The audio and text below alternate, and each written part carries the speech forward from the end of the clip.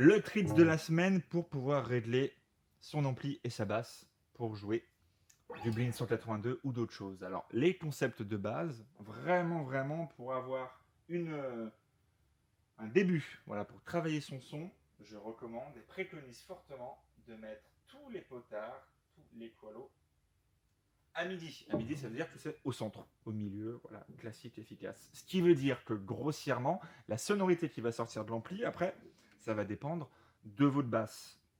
Une basse, bah là, on a une petite Squier P-Bass Fender, de petite précision. Donc c'est vraiment la formule la plus simple. Vous avez le volume, je le monte ou je le coupe, très bien. Et ce qu'on appelle une tonalité, du coup, va amplifier ou diminuer les fréquences basses ou aiguës de votre basse.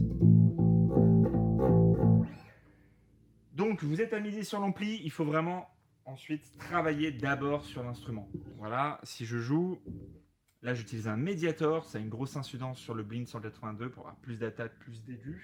Si je mets la tonalité vers le grave,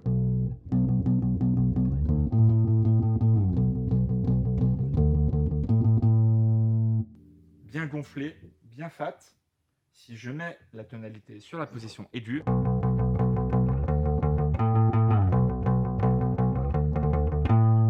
on n'a pas tout à fait la même personnalité. Donc, avoir conscience que c'est ça le début de la chaîne, et ensuite vous rentrez dans l'ampli, vous le mettez à midi pour commencer.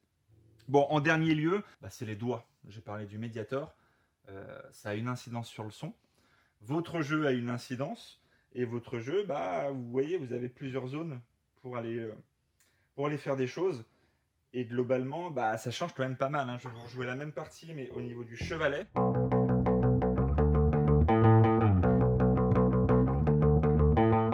Très tiré, vous voyez. Je vais me remettre au niveau des micros.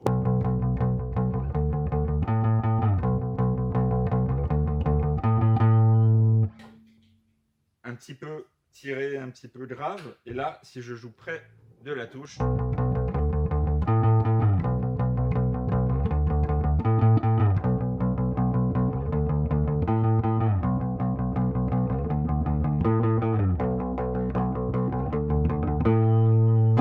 ça a une incidence. Donc, à vous de chercher un petit peu les sonorités aussi en fonction de votre jeu de main droite. C'était le treat de la semaine.